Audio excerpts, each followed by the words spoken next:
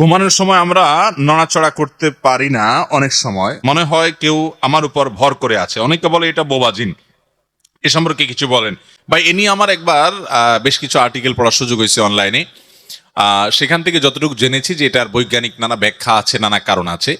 আমার যতটুকু জানা, কোরআন এবং হাদিসের আলোকে এই বোবাজিন বলতে কোনো কিছু আছে বলে আমি জানি না।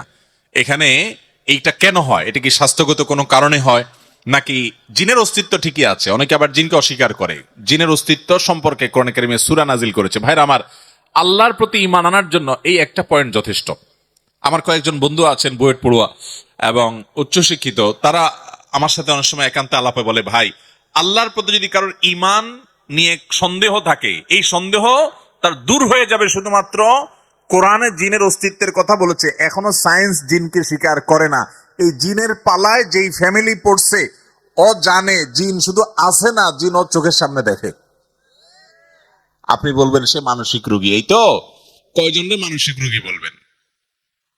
এরকম বহু জিনের রোগী আমার দেখার সুযোগ, দুর্ভাগ্য সৌভাগ্য যাই বলেন, হয়েছে। অনেকের এরকম হয়েছে যে আপনারা অনেকের সময় দেখেন যে এমন অস্বাভাবিকত্ব যে একটা গাছের ডালের মাথা একটা বাচ্চা বসে আছে, একটা বড় মানুষ বসে আছে, কিভাবে সম্ভব?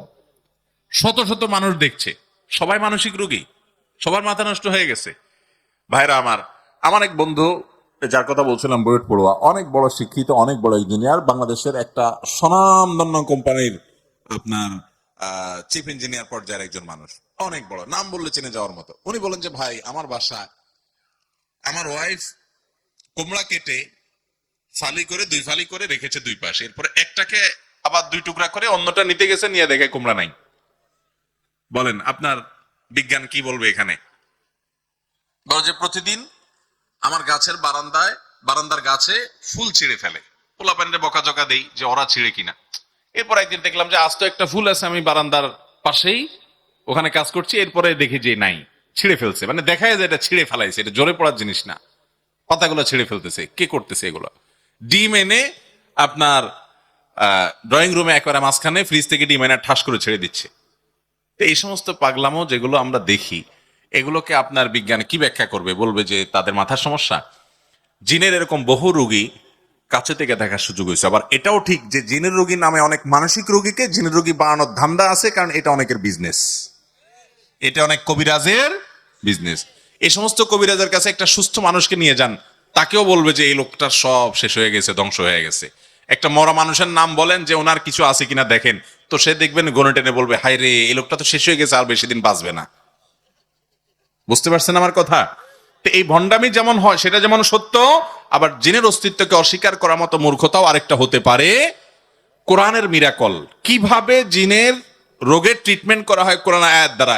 ভাইরা আমার, দু চারটা, আমার কথা শুনে আপনার প্রভাবিত হওয়ার দরকার নাই, দু চারটা ঘটনা নিজের চোখের সামনে দেখবেন কিভাবে প্রভাবিত হয়। দেখবেন যে ক্যারিসমেটিক ভাবে কোরআন কারীমের আয়াত অলৌকিক ভাবে সেখানে কাজ করে। আল্লাহ তাআলা আমাদের ঈমানগুলোকে নবায়ন করা, শক্ত করার তৌফিক দান করুন, যাদের মধ্যে এই সমস্ত সংশয় আছে। তো যেটা বলছিলাম যে ঘুমের মধ্যে যে আমাদের অনেক সময় হয় এরকম যে আমরা নড়াচড়া করতে পারি না, একদম ভয়ঙ্কর অবস্থা, এটা বোবা জিনের কারণে হয় এরকম কথা কোরআন হাদিসে কোথাও আসলে আমার জানা নাই। যদি জিনের উপদ্রবের কারণে হয় সেটা হতে পারে, আল্লাহু আলম, অদৃশ্যের বিষয়। আর এটার বৈজ্ঞানিক কোনো ব্যাখ্যা যদি থাকে তাহলে সেটা অবশ্যই সেটা গ্রহণযোগ্য হতে পারে।